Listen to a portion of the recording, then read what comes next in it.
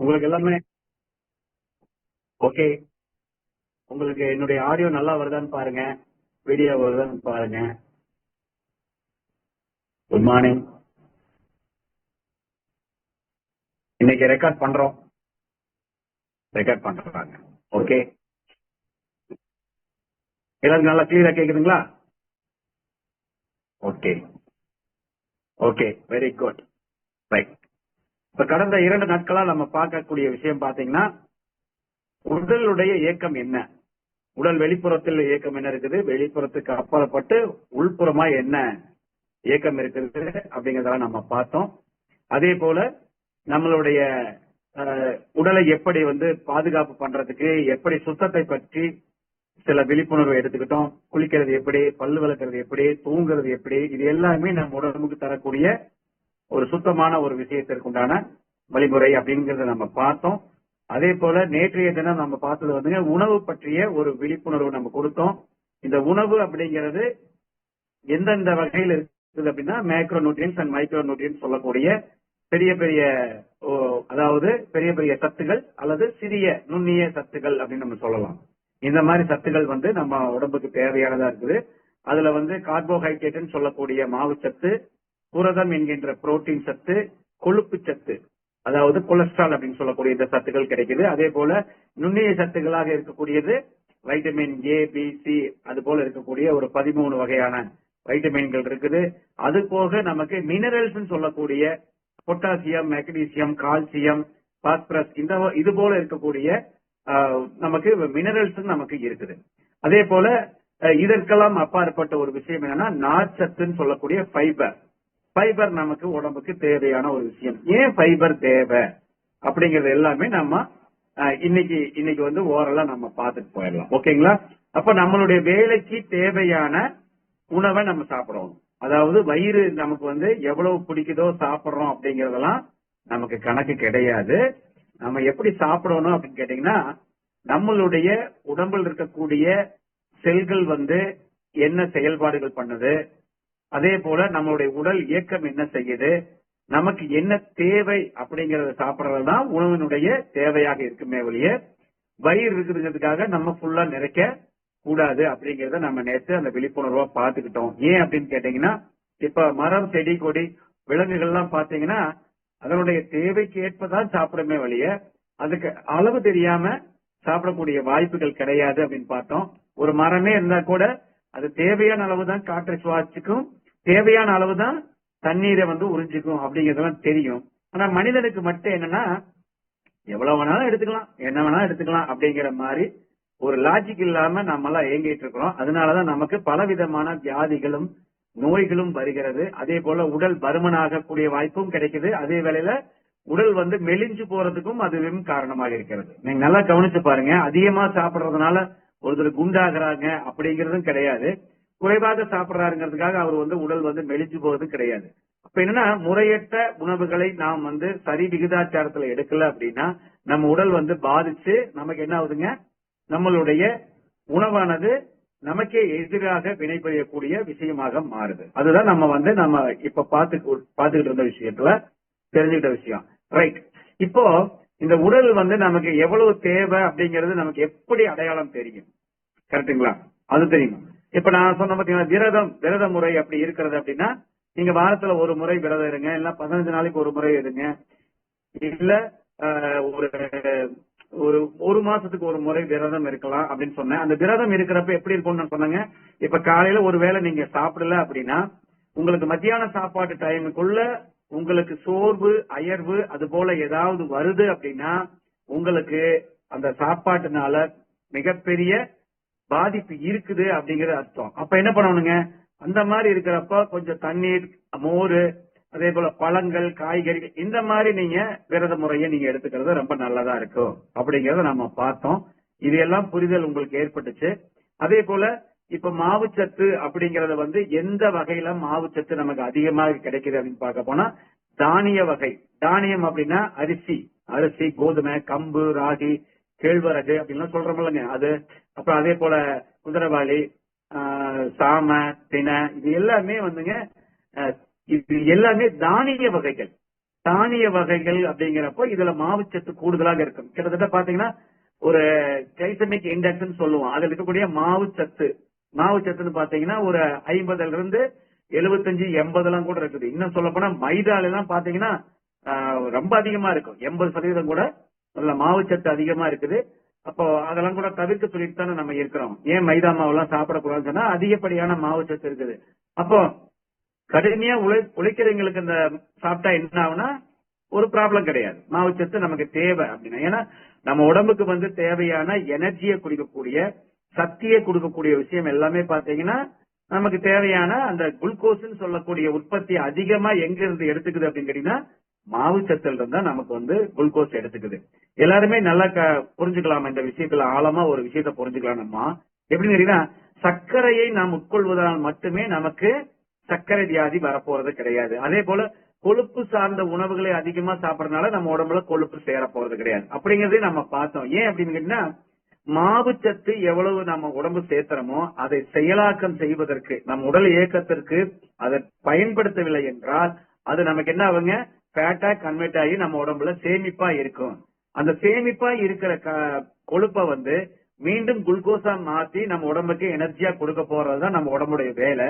ஆனால் அந்த செலவீனத்தை வந்து நம்ம எடுத்து செலவு பண்ணாமே வைக்கிறதுனால மீண்டும் மீண்டும் உணவை நம்ம வந்து கார்போஹைட்ரேட் சொல்லக்கூடிய மாவுச்சத்து அதிகமா சாப்பிட்டோம் அப்படின்னா என்ன ஆகுங்க, நமக்கு அது வந்து தேவையில்லாத கொழுப்புகள் உருவாகும்.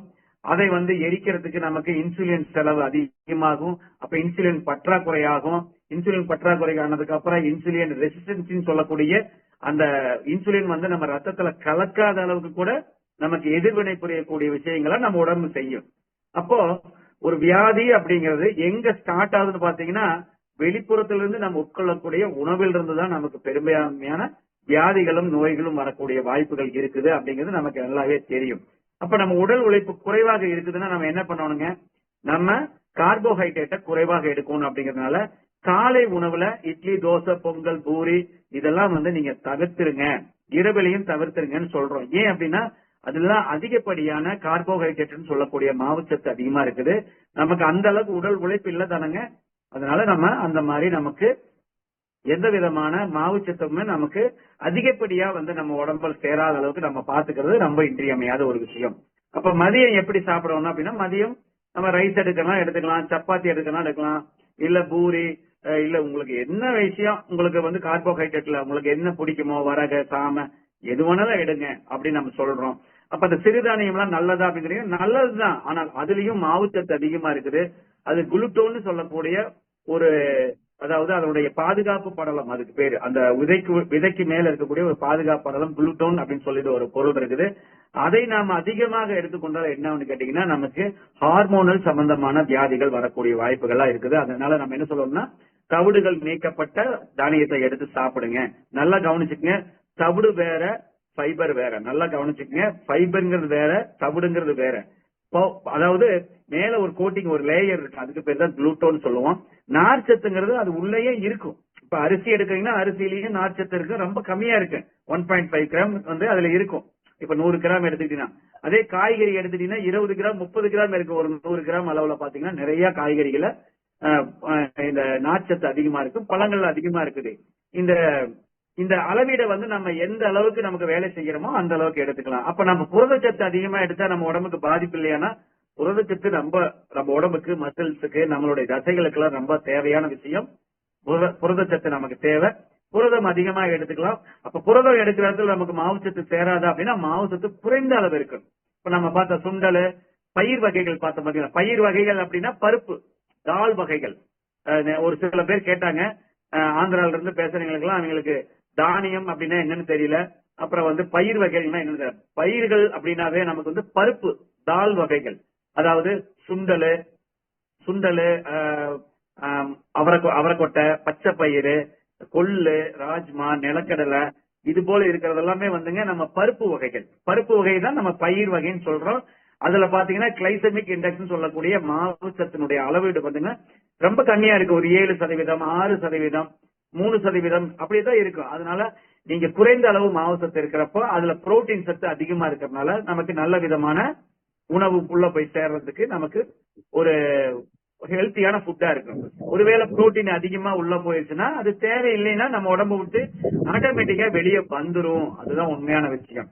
இப்ப அதிகப்படியான கொழுப்பு நம்ம சேர்த்திக்கலாமா அப்படின்னா, உங்களுக்கு அதிகப்படியான கொழுப்பு சேர்த்தலாம் அப்படிங்கிறதுக்கு உங்களுடைய உடலுடைய எடையை பொறுத்து, உங்களுடைய வேலையை பொறுத்து தான் கொழுப்பு உணவும் அதிகமா சேர்த்திக்கணும். இப்ப உதாரணத்துக்கு ஒரு மட்டன் சிக்கன் சாப்பிடுறீங்க, அதுல புரதச்சத்தும் அதிகமா இருக்கு, அதுல கொழுப்பு சத்தும் அதிகமா இருக்கு. அப்ப ஒரு மனுஷன் எவ்வளவு சாப்பிடலாம்? ஒரு 100 கிராம்ல இருந்து ஒரு 200 கிராம் சாப்பிடலாம். அரை கிலோ 1 கிலோ சாப்பிட்டா என்ன ஆகுங்க? கெடுதல் நமக்கு தெரியும் தானே. அதனால அதை தவிர்க்கிறது ரொம்ப நல்லது அப்படின்னு நம்ம சொல்றோம். நீங்க அசைவம் சாப்பிடறதா இருந்தா சாப்பிடுங்க. நான் எந்த விதத்திலையும் அசைவத்துக்கு நான் எதிராக நான் எந்த பேச்சும் பேசுறது இல்ல. இருந்தாலும் காய்கறிகள், பழங்கள், இந்த பயிர் வகைகள் இதுல இருக்கக்கூடிய சத்துக்களே நமக்கு போதுமான அளவுல இருக்குது. நீங்க முட்டை வேணா எடுத்துக்கலாம். ஏன் முட்டை மட்டும் எடுத்துக்கோங்க அப்படின்னு நான் உரிமையா சொல்றேன் அப்படின்னா, இப்ப இந்த பிராய்லர் கோழி எல்லாம் முட்டை எல்லாம் இருக்கு பாத்தீங்களா, அந்த முட்டையை நம்ம எடுத்துக்கிறதுனால அதுல ஒரு 21 நாள் வச்சிருந்தா அதுல உயிர் ஜனனிச்சு அதுல கோழி குஞ்சு வர்றதுக்கு வாய்ப்பு இல்லை. ஏன்னா அது முட்டைக்காகவே உருவாக்கப்படக்கூடிய ஒரு ஜெனட்டிக் அந்த மாதிரி ஒரு முட்டை தான் அந்த முட்டையெல்லாம். அதனால ஒரு உயிரை கொள்கின்றோம் அப்படிங்கிற அந்த மாதிரி கான்செப்ட்ல அதுல இல்லைங்கனால அந்த முட்டையை நம்ம சாப்பிடலாம். சில பேருக்கு அந்த முட்டையை சாப்பிடறதுனால பல கோழி தீவனங்கள் எதிர்சக்திகள் அதிகமா கொடுத்து அந்த கோழியை வளர்த்துறாங்க. ஒருவேளை முட்டையை சாப்பிட்டா அதுல நமக்கும் அந்த பாதிப்பு வருமானா? நிச்சயம் வராது. ஏன் அப்படின்னா, ஒரு தாய்க்கு ஒரு கடுமையான வியாதி இருந்ததுன்னா அந்த குழந்தைக்கு நிச்சயம் அந்த வியாதி இருக்காது அப்படிங்கறதுல நம்ம பார்த்திருக்கிறோம். அப்பனா ஒரு தாயிலிருந்து வர்றப்ப அந்த முட்டைக்கு அந்த விதமான பாதிப்பு எல்லாம் எதுவும் இருக்காது. அதனால முட்டையை நம்ம ஒரு நாளைக்கு 1 to 3 வரை தாராளமா நீங்க சாப்பிடலாம். இதுதான் நம்ம உணவு எடுக்கக்கூடிய விதங்களா சொன்னோம்னா, காலை உணவுல பயிர் வகைகள் கொஞ்சம் எடுத்துக்கிட்டு கூடவே காய்கறிகள், அதாவது வெஜிடபிள் சாலட்டோ இல்ல ஃப்ரூட்ஸோ எடுத்துக்கலாம். இதுல சுகர் இருக்குது எனக்கு அப்படின்னா அதெல்லாம் எதையும் கவலைப்படாதீங்க. ஏன்னா நம்ம இந்த பழங்கள் எல்லாம் இருக்கக்கூடிய சர்க்கரை அப்படின்னு பாக்குறப்போ அந்த சர்க்கரையெல்லாம் நம்மள பாதிக்காது. ஏன்னா அது குளுக்கோஸ் அப்படிங்கிறது ஃப்ரக்டோஸ் அப்படின்னு சொல்லக்கூடிய சுக்ரோஸ் சொல்லக்கூடிய அந்த வகையான சர்க்கரைகள் தான் இருக்கு. அதை ஜீரணம் செய்து அது குளுக்கோஸா மாறுறதுக்குள்ள அது நமக்கு நல்ல சாலிட் பைப்பர்ல நம்ம உள்ள இருக்குது பாத்தீங்களா, அதுல இருக்கிற நார் சத்தெல்லாம் நமக்கு நல்ல விதத்துல உதவியாகும். யாரோ மைக் ஆன் பண்ணி வச்சிருக்கீங்க, அவர்கள் மட்டும் தயவு செய்து ஆஃப் பண்ணிடுங்க. கற்பகம் நினைக்கிறேன், ஆஃப் பண்ணிடுங்க. மாதிரி இருக்கு எனக்கு. ஓகே. அப்போ நம்மளுடைய ஒவ்வொரு செல்லுகளுக்கும் தேவையான உணவு என்னன்னு கேட்டீங்கன்னா குளுக்கோஸ் தான். அப்ப அந்த குளுக்கோஸினுடைய அளவு அப்படிங்கறத எவ்வளவு கொடுக்கணும் அப்படிங்கறது நமக்கு தேவையான அளவு அப்படிங்கறது இந்த காலை உணவு நான் சொன்ன பாத்தீங்களா, ஒரு சுண்டல் 1 கப் எடுத்துக்கிறீங்க, இல்ல 1.5 கப் கூட எடுத்து சாப்பிடுங்க. அந்த நைட்டே ஊற வச்சு சுண்டல் அப்படின்னு நான் சொல்றது பயிர் வகைகள், தால் வகைகள் தான் சொல்றேன். பச்சை பயிறு, தட்டைப்பயிறு, கொள்ளு, ராஜ்மா, அவரைக்கொட்டை, மொச்சக்கொட்டை, அப்புறம் இன்னும் பயிர் வகைகள் நிறைய இருக்குது. காராமணின்னு சொல்றாங்க, என்னென்ன நிறைய அந்த நரிப்பயிர்னு சொல்லுவாங்க எங்க ஊர்ல. இந்த மாதிரி நிறைய பயிர் வகைகள் இருக்குது. பயிர் வகைகளை நீங்க கரெக்டா நீங்க காலை உணவுல எடுத்துங்க. கொஞ்சம் அதிகமா செஞ்சுட்டீங்கன்னா கூட ஈவினிங் நீங்க ஸ்நாக்ஸா கூட சாப்பிட்டுக்கலாம். ஈவினிங் சாப்பிட்டுக்கலாம். Right, okay. அடுத்தது புரோட்டீன் உங்களுக்கு அதிகமா சேர்த்தறதுனால உங்களுக்கு எந்த விதமான பாதிப்பும் இல்லை. ஏன்னா அது அன்றாடம் கழிவுகள்ல வெளியே வந்துடும். அப்ப கொலஸ்ட்ரால் அதிகமா எடுத்துக்கலாமா அப்படின்னா அதை மட்டும் கொஞ்சம் குறைவாக, அசைவம் சாப்பிடுறவங்க கொஞ்சம் குறைவாக எடுத்துக்கங்க அப்படின்னு நம்ம சொல்றோம். நேற்று நம்ம பார்த்தோம், நம்ம உடம்புல இருக்கிற கொழுப்பு உருவாகிறதுக்கும் நம்ம சாப்பிடுற கொழுப்புக்கும் சம்பந்தம் கிடையாது. நல்லா ஞாபகம் வச்சுக்கோங்க. ஏன்னா நம்ம நினைச்சிட்டு இருக்கிறோம், அப்ப கொழுப்பு உணவுகள்லாம் நம்ம எல்லாம் சாப்பிடலைன்னா நமக்கு உடம்புல கொழுப்பே வராதானா? கிடையாது. நமக்கு கொழுப்பு சாதாரண கார்போஹைட்ரேட் சாப்பிட்டாவே நமக்கு கொழுப்புங்கிற உணர்வு, கொழுப்புங்கிற நம்ம ஸ்டோரேஜ் ஆயிரும். அதே போல பாத்தீங்கன்னா இப்ப அந்த அடுத்தது பாத்தீங்கன்னா நமக்கு குளுக்கோஸ் அப்படிங்கிறது பாத்தீங்கன்னா நீங்க நேரடியா சர்க்கரை சாப்பிட்டா தான் நமக்கு குளுக்கோஸ் வரும் அப்படிங்கறதெல்லாம் கிடையாது. மாவுச்சத்திலேயே நமக்கு வரும் அப்படிங்கிறது தெரியும். ஆனால் என்ன, இந்த புரதச்சத்து நமக்கு தேவைக்கு அதிகமா இருக்கிறப்போ நம்ம உடம்புல இருந்து வெளியே போகிற மாதிரி இந்த மாவுச்சத்தானது நம்ம உடம்புல இருந்து வெளியே போகாதனாலதான் நமக்கு என்ன ஆகுதுங்க, குளுக்கோஸினுடைய அளவீடு அதிகமாகி நமக்கு ஒரு பெரிய அளவுல நமக்கு சர்க்கரை வியாதி வர்றது, பிபி வர்றதுக்கு, தைராய்டு வர்றதுக்கு இதெல்லாம் ஒரு பெரிய காரணமாக நமக்கு இருக்குது அப்படிங்கறதுதான் மருத்துவ ஆராய்ச்சியில சொல்றாங்க. அப்ப மாவுச்சத்தினுடைய அளவீட கொஞ்சம் குறைச்சு சாப்பிடுங்க அப்படிங்கறத நம்ம சமச்சீர் உணவுல நம்ம சொல்லிட்டு இருக்கிறோம். தேவையான உணவுங்கிறது நமக்கு போதுமான அளவு. இப்ப எப்படின்னா தேவைன்னா எப்படி நம்ம கண்டுபிடிக்கிறது அப்படின்னு கேட்டீங்கன்னா, இப்ப நீங்க ரெகுலரா ஒரு 4 தோசை சாப்பிட்டு இருக்கிறீங்க அப்படின்னா நீங்க உங்கள் உழைப்புக்கு தேவையானது அப்படின்னா 4 தோசை நீங்க சாப்பிடுங்க. இல்ல நான் கொஞ்சம் உடல் பருமனாக இருக்கிறேன், என்னுடைய உடல் கீழே சம்மணம் விட்டு உட்கார்ந்து எந்திரிக்க முடியல, என்னுடைய வேலை செய்யும் பொழுது எனக்கு சோர்வு வருகிறது, அயர்வு வருகிறது, எனக்கு ஒரு மாதிரி டயர்னஸ் இருக்குது அப்படின்னு கேட்டீங்கன்னா அந்த 4ங்கிறத 3ஆ மாத்திக்கணும். அதுதான் நம்ம செய்யக்கூடிய விஷயம். நீங்க இல்ல எனக்கு இந்த உணவு எனக்கு பிடிக்கும் அப்படின்னு நான் சொல்ற சமச்சீர் உணவுக்குள்ள வந்துட்டீங்கன்னா இங்க அளவில் எதுவுமே கிடையாது. உங்க வயிறு நிறைய நீங்க சாப்பிடலாம், உங்களுக்கு எந்த வகையிலும் சைடு எஃபெக்ட் வரக்கூடிய வாய்ப்புகள்லாம் கிடையவே கிடையாது அப்படின்னு சொல்லலாம். அதே போலங்க இந்த உடலை நாம் எப்படி பயன்படுத்திக்கிறோம், மெயினா அந்த விஷயத்தை தான் நாம் கவனிச்சுக்கணும். ஏன்னா நம்ம நினைச்சிட்டு இருக்கிறோம் படிக்கிறோம், ஓடுறோம், பாடுறோம், ஆடுறோம், அப்புறம் சாப்பிடுறோம், புத்தகம் எழுதுறோம், புத்தகம் படிக்கிறோம், இதெல்லாமே செய்யறது எல்லாமே வேலை தானே, நம்ம இதெல்லாம் பயன்படுத்துறது தானே. ஆனால் நல்ல ஒரு விஷயத்தை தெரிஞ்சுக்குங்க, நம் உடலில் இருக்கக்கூடிய தேவையானதை பயன்படுத்தி தேவையில்லாதையை வெளியேற்றுவதும் நம்ம பயன்படுத்துறது தான் அர்த்தம். அதுதான் நம்ம என்ன சொல்லியிருக்கிறோம், வளர்ச்சிதை மாற்றம் அப்படின்னு சொல்லியிருக்கிறோம். அந்த வளர்ச்சிதை மாற்றம்னா என்னங்க, நம்மளுடைய வளர் மாற்றம் சிதை மாற்றம் அப்படின்னு சொல்றது. அதாவது நம்ம உடலுக்கு தேவையான சத்துக்களை நாம் ஏற்றுக்கொள்வதும் நமக்கு தேவையான ஒரு விஷயம். தேவைக்கு அப்பாற்பட்டு அது வீணாக இருக்கக்கூடிய பொருள்களை வெளியேற்றுவதும் நமக்கு தேவையான ஒரு விஷயம். கரெக்டுங்களா? இப்ப தேவையில்லைன்னு சொல்லிட்டுங்க நல்லா யோசனை பண்ணி பாருங்க. நம்ம வீட்டுல நிறைய நம்ம பொருளை உபயோகப்படுத்துவோம், அந்த உபயோகப்படுத்தினதுக்கு அப்புறம் அது தேவையில்லைன்னா என்ன பண்ணுவோம், வெளியே தூக்கி எறிவோம்ல. அது போல நம்ம உடம்புல தேவையில்லாத பொருள்களை வெளியேற்ற வேண்டும் அப்படிங்கறத நமக்கு தெரிஞ்சிருக்கணும். அப்பதான் நம்ம உடலை முழுமையாக பயன்படுத்தினதுக்கு அடையாளம். அதுதான் நம்ம உடலை எப்படி பயன்படுத்தணுங்கிறது நிறைய பேருக்கு தெரிய வேண்டியது நான் சொல்றேன். நான் ஏன் அப்படின்னு கேட்டீங்கன்னா, தெரியும் ஆனா செய்ய மாட்டேங்கிறோம், தெரியும் கடைபிடிக்க மாட்டேங்கிறோம், தெரியும் எனக்கு எல்லாமே தெரியும், எல்லாமே தெரியறதுனால ஒரு சிறப்பான ஒரு விஷயம் அமைஞ்சிருமா அப்படின்னா அமையாது. நமக்கு என்னைக்கு அது நடைமுறைக்கு கொண்டாடக்கூடிய பழக்க வழக்கமாக என்னைக்கு மாறுதோ அன்னைக்குதான் அதனால நமக்கு நன்மை கிடைக்கக்கூடிய வாய்ப்புகள் நமக்கு இருக்குது அப்படிங்கிற விஷயத்தை தான் நாம இன்னைக்கு முழுமையாக நம்ம பார்த்துட்டு இருக்கிறோம். ஓகேங்களா? ரைட். இப்ப நமக்கு இவ்வளவு நல்ல உணவுகளை நம்ம சாப்பிடுறோம், இவ்வளவு நல்லதா தேர்ந்தெடுத்து சாப்பிடுறோம். இப்ப சமச்சீர் உணவுக்கு நம்ம வந்துட்டோம், ரைட், ஓகே. ஆனா அப்படி இருந்தும் எனக்கு வியாதிகள் வருகிறது, எனக்கு நோய்கள் வருகிறது அப்படின்னா நம்ம கவனிக்க வேண்டிய விஷயங்கள் இங்கதான் நம்ம முழுமையா கவனிக்கணும். ஏன் அப்படின்னு கேட்டீங்கன்னா, இப்ப நீங்க நல்லா கவனிச்சு பாருங்க. இப்ப உடல்ல நம்ம உடல் கொழுப்பு அதிகமா சேர்த்தி இருக்குதுன்னு வச்சுக்கோங்க. அதை செலவு செய்யறதுக்கு நம்ம என்ன பண்ணுவோம், ஒரு வாக்கிங் போலாம், ஒரு ஒரு ஜிம்முக்கு போய் ஒரு எக்ஸசைஸ் பண்ணலாம், நீச்சல் அடிக்கலாம், சைக்கிளிங் பண்ணலாம். சோ பிசிக்கலா நம்மளுடைய உடலை இயல்பாக இயக்கும் பொழுது நமக்கு தேவையற்ற கொழுப்புகள் எரிஞ்சு நமக்கு செலவா மாறிடும். இது நமக்கு தெரியும். நீங்க நல்லா கவனிச்சு பாருங்க. உடல் எப்பொழுதுமே கொழுப்பு சத்தை அதாவது டைஜஷன் பண்ணி மீதி இருக்கக்கூடிய கொழுப்புகள் ஸ்டோரேஜ் ஆயிருக்குது, விசரல் ஃபேட்னு சொல்றோம் பாத்தீங்களா, அந்த ஃபேட் எல்லாம் நம்ம உடம்புல இருக்குது அப்படின்னா நீங்க அது மலமாக வருவதற்கு வாய்ப்புகள் ரொம்ப குறைவு. அதை நீங்க உடல் உழைப்பு செய்யக்கூடிய இந்த எக்ஸசைஸ் அப்படின்னு சொல்றோம் பாத்தீங்களா, எக்ஸசைஸ் பண்றோம், ஜிம்முக்கு போறோம், வார்ம் அப் பண்றோம், ஸ்கிப்பிங் பண்றோம், சிட்டப்ஸ் பண்றோம், இந்த மாதிரி எக்ஸசைஸ் நிறைய செய்யறப்ப என்ன வேர்வை துளி மூலமாக நம்ம வேர்வையை நம்ம வெளியேற்றும் பொழுது அந்த வேர்வை நம்ம உடம்புல இருந்து ஈஸியா வெளியே வராது. அந்த கொழுப்பை உருக்கித்தான் நம்ம உடம்புல இருக்கக்கூடிய அந்த வேர்வையை வெளியேற்றும். அப்ப வெளியே இந்த வேர்வை வரும் பொழுது அங்க ஒரு விதமான செயல்பாடுகள் ஏற்படுது. ஆட்டோமேட்டிக்கா நம்ம கொழுப்புல என்ன ஆகுங்க, கரைஞ்சு டைஜஷன் ஆகி வெளியே போயிடும். அப்போ நம்மளுடைய வேர்வை துவாரமா அந்த அழுக்குகளும் கழிவுகளும் வெளியே வந்துடும். அப்ப நல்லா பாருங்க, வேர்வைங்கிறது நம்ம உடம்பை குளிர்ச்சி அடைக்கிறதுக்கு மட்டும் கிடையாது, கூடவே நம்மளுடைய கழிவுகளை வெளியேற்றும். நீங்க யூரின் மூலமாக மோஷன் மூலமா மட்டும்தான் நம்ம உடம்புல கழிவுகள் வெளியேறதுன்னு கிடையாது. மெயினா நமக்கு இந்த வேர்வை மூலமா ஆகிறது நிறைய ஆகுது அப்படின்னு மருத்துவர்கள் சொல்றாங்க. இது ஆதாரபூர்வமா சொல்றாங்க. அதனால நம்ம இந்த உடல் உழைப்பு அப்படிங்கறது நீங்க டெய்லி வீட்டுல வேலை செய்யறீங்க, ஓகே. இருந்தாலும் கொஞ்சம் நம்ம பிசிக்கல் ஆக்டிவிட்டி அப்படிங்கறத நார்மல் லைஃப்ல இருந்து கொஞ்சம் இன்னும் நம்ம ஆக்டிவிட்டி பண்ணணும்.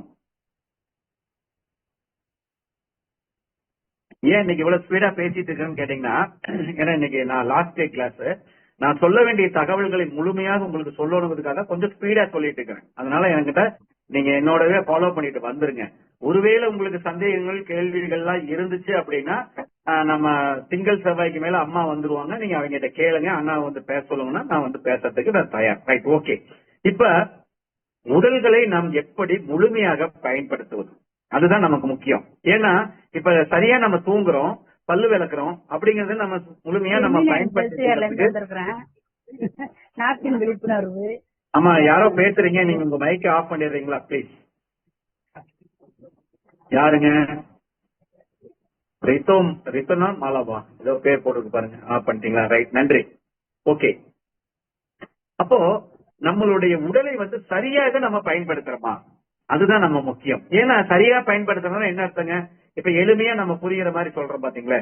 இப்போ 5 மணி நேரம், 4 மணி நேரம், 3 மணி நேரம் நம்ம தூங்குனா நம்ம உடம்ப சரியா பயன்படுத்தினதா அர்த்தமா, இல்ல 6 மணி நேரம், 7 மணி நேரம், 8 மணி நேரம் நம்ம தூங்குனா சரியா? சொல்லுங்க பாக்கலாம், யாராவது சொல்லுங்க. எப்படி நம்ம தூங்குனா சரியா பயன்படுத்துறதா அர்த்தம்?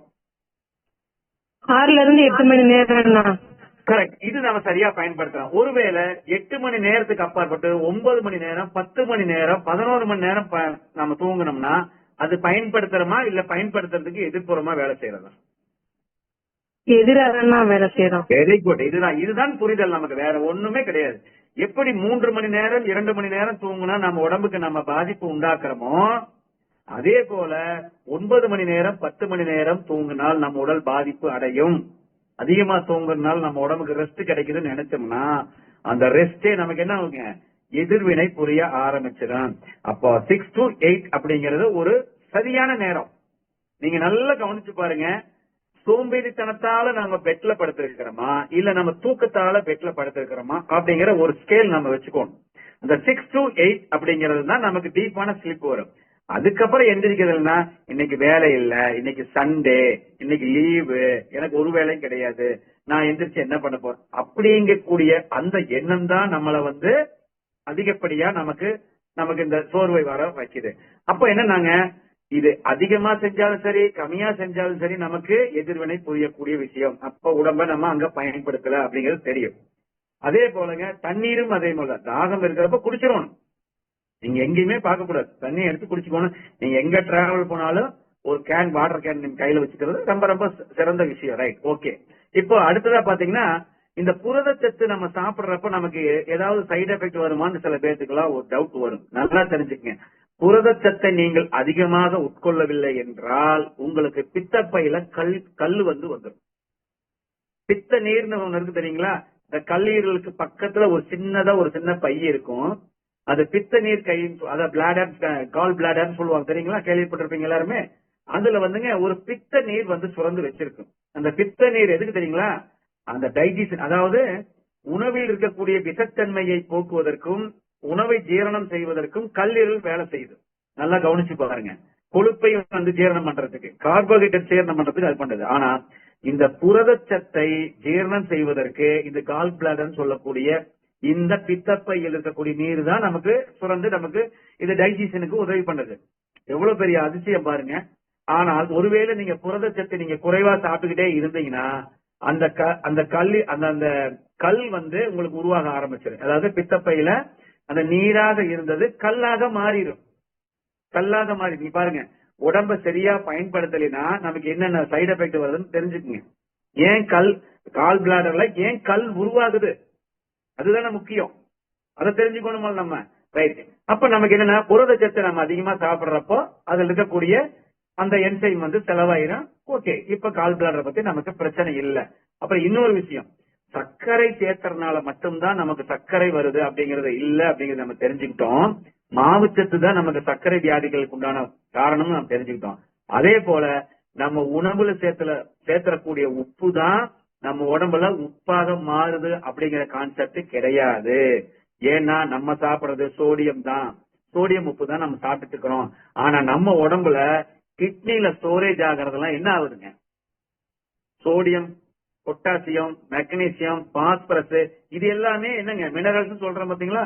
இந்த உப்புகளாம் கூட நம்ம உடம்பு வந்து என்ன பண்ணுங்க, எங்க இருந்து எடுத்துக்கிறது எல்லாம் பாத்தீங்கன்னா காய்கறியில இருக்குது, பழங்கள்ல இருக்குது, தானியங்கள்ல இருக்குது, மட்டன், சிக்கன், முட்டை எது சாப்பிட்டாலும் சரிங்க, இதுல எல்லாமே அந்த மினரல்ஸ் இருக்கு. இந்த மினரல்ஸ் எல்லாமே நம்ம உடம்புக்கு போய் நீங்க தேவையான அளவு நீங்க யூஸ் பண்ணிட்டு தேவையில்லை என்றால் வெளியேற்ற வேண்டும் என்றால் நல்லா நீங்க தண்ணி குடிச்சே ஆக வேண்டும். அதுதான் சொல்லுவாங்க, கிட்னியை பாதுகாக்கணும்னா சரியா நீங்க தண்ணியை குடிங்க, தண்ணியை குடுங்கன்னு சொல்றதுக்கு காரணம் அதுதான். ஒரு எக்ஸசைஸ் பண்ணுங்க, ஒரு வார்ம் அப் பண்ணுங்க, ஒரு வாக்கிங் போங்க. ஏன்னா வேர்வை துவாரம் மூலமாக, ஏன்னா நீங்க வேர்வை துவாரத்தை நீங்க பாத்தீங்கன்னா தெரியும், நம்மளுடைய வேர்வை துவாரத்திலிருந்து வரக்கூடிய நீர் எப்படி இருக்குங்க, உப்பு கரிச்சலாக இருக்கு. நீங்க சாப்பிடுற சாப்பாட்டுக்குள்ள போட்டுக்கிற உப்பு வந்துங்க ஒரு 4 கிராம்ல இருந்து ஒரு 6 கிராம் தான் நம்ம டெய்லி சாப்பிடுவோம். கரெக்டுங்களா? அவ்வளவுதான் நம்ம உப்பெல்லாம் சாப்பிடுவோம். ஆனால் நீங்க நம்ம உடம்புல இருந்து வெளிவரக்கூடிய உப்பெல்லாம் பாத்தீங்கன்னா கிட்டத்தட்ட 10 கிராம் 20 கிராம்லாம் இருக்கு. எப்படி அதெல்லாம் வந்துச்சு? நம்ம சாப்பிடக்கூடிய காய்கறிகளையும் பழங்களிலுமே எல்லாமே நமக்கு எப்படி இருக்குங்க, அந்த உப்பு சுவையா இருக்கக்கூடிய பொட்டாசியம், கால்சியம், மெக்னீசியம் இது எல்லாமே அதுல கலந்துருக்கும். சோ இதையெல்லாம் தேவைக்கு அப்பாற்பட்டு நம்ம உடம்புல இருந்துச்சுன்னா அது நமக்கு வியாதியாக வரக்கூடிய விஷயங்கள் இருக்கிறது. இதெல்லாம் நம்மளுடைய கழிவுகளை வெளியேற்றக்கூடிய விஷயம். Right, okay. இப்ப அடுத்ததா வந்துங்க, இதெல்லாம் பார்த்து செய்யறங்க. இது பார்த்து செஞ்சிட்டோம். ஆனால் இதையெல்லாம் இயக்குவது யாரு? அதுதானே முக்கியம். நம்மளுடைய உடல்ல உயிர் இருக்குது. நம்ம இந்த உடல்ல வந்து ஹார்ட் பங்கன் ஆகுது, நுரையீரல் பங்கன் ஆகுது, கல்லீரல் பங்கன் ஆகுது, பெருங்குடல் சிறுங்குடல் எல்லாம் பங்கன் ஆகுது. Right, okay. இதுக்கெல்லாம் உணவு, ரைட், உணவு சாப்பிட்டா வந்து ஓகேவா? இந்த உணவு நல்லா தேர்ந்தெடுத்துட்டா ஓகேவா? 100% ஓகே. ஆனால் இன்னைக்கு கிடைக்கக்கூடிய உணவு 100% நமக்கு இயற்கையாக கிடைக்கிறதா? எவ்வளவு பெரிய கொஸ்டின் பாத்தீங்களா அந்த இடத்துல. நமக்கு இயற்கையா நமக்கு கிடைக்குதுங்களா? நல்ல உணவு சமைக்கக்கூடிய காய்கறிகளும் பழங்களும் தானியங்களும் பயிர் வகைகளும் நமக்கு கிடைக்குதா அப்படின்னு கேட்டீங்கன்னா, இன்னைக்கு இருக்கக்கூடிய பிரச்சனையே என்ன தெரியுங்களா? எல்லாமே பூச்சி மருந்து தெளிச்சிடுறாங்க. இன்னைக்கு வந்து உரங்களை தயாரிச்சு கொட்டி இன்னைக்கு வந்துங்க 1967 அல்ல 68 நினைக்கிறேன், மிகப்பெரிய கடுமையான பஞ்சம் இந்தியா முழுவதுமே வந்துச்சு. அன்னைக்கெல்லாம் இருக்கக்கூடிய மக்கள் தொகை பாத்தீங்கன்னா ஒரு 40 இருந்து 60 கோடி மக்கள் தான் இருந்தாங்க. ஆனால் இன்னைக்கு 150 கோடி மக்கள் இந்தியாவில் இருக்கிறாங்க. ஆனா இன்னைக்கு உணவு பஞ்சம் கிடையாது. சிந்திச்சு தானே பார்க்கணும். அதே விவசாய நிலங்கள் தான் இருக்குது, அதை விட இன்னும் குறைந்த விவசாய நிலங்கள் தான் இருக்குது. ஆனால் உற்பத்தி பல மடங்கு அதிகமா இருக்குது, 3-4 மடங்கு இருக்குது. நீங்க நல்லா கவனிச்சு பாத்தீங்கன்னா தெரியும். வெளியில இருக்கக்கூடிய தோட்டங்கள், காய்கறி தோட்டம் பாத்தீங்கன்னா ஒரு தென்னை மரத்தை பாக்குறோம், ஒரு கொலையில ஒரு 10 காய் இருக்கிறது ஒரு இயற்கை. இன்னைக்கு பார்த்தா 50 காய் இருக்குது. ஒரு மாங்காய் தோப்புல போனோம்னா இலை எது காய் எதுன்னே தெரியல, அந்த அளவுக்கு காய்கள் வந்து அதிகமா இருக்குது. உரங்களை போட்டு மருந்து, பூச்சி மருந்துகளை போட்டு இன்னைக்கு உற்பத்தியை வந்து பெருக்கி நம்மள வந்து உணவு பற்றாக்குறையே இல்லாத அளவுக்கு நம்ம செஞ்சிடாங்க. ஒரு வகையில அது ஓகே தான். ஆனால் இந்த பூச்சிகளை வந்து சின்ன பூச்சியா இருக்கிறதுனால அந்த விஷம் வந்து பூச்சியை கொண்டு போடுது. நம்ம பெரிய உடல்ல இருக்கிறதுனால நமக்கு அந்த பாதிப்பு கொஞ்சம் கொஞ்சமா நம்ம உடம்புல வருது.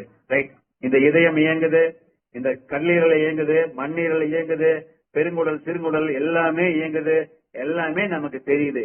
இதையெல்லாம் இயக்குவது யார்? நம் உடலை இயக்குவது யார்? நம்ம நல்லா தெரிஞ்சுக்குங்க. நம்ம உடலை இயக்கிறது ஒரு வகையில நமக்கு ஒரு 50% நமக்கு தெரிஞ்சிருச்சு. இந்த எக்ஸசைஸ் பண்றது, சாப்பிடுறது, தூங்குறது, இது எல்லாமே நம்மளுடைய 50%. ரைட், இந்த 50%க்கு அப்புறம் இந்த உடலை இயக்குவது யாருன்னு கேட்டீங்கன்னா நாளமில்லா சுரபிகள், என்டோக்ரைன் சொல்லக்கூடிய நாளமில்லா சுரபி தான் நம்மளை இயக்குது. நல்லா கவனிச்சு பாருங்க. அப்ப மிருகங்களுக்கு எல்லாம் கிடையாது அப்படின்னா நல்லா தெரிஞ்சுக்கங்க. மிருகங்களுக்கு முழுக்க இயற்கை ஞானம் இருக்குது. ஒரு புலி வந்துங்க ஒரு 10 மான ஒட்டுக்கா அடிச்சு சாப்பிடாது. ஆனா நம்ம தட்டுல ஒட்டுக்கா 10 இட்லி போட்டு சாப்பிடுறோம். நல்லா கவனிச்சு பாருங்க.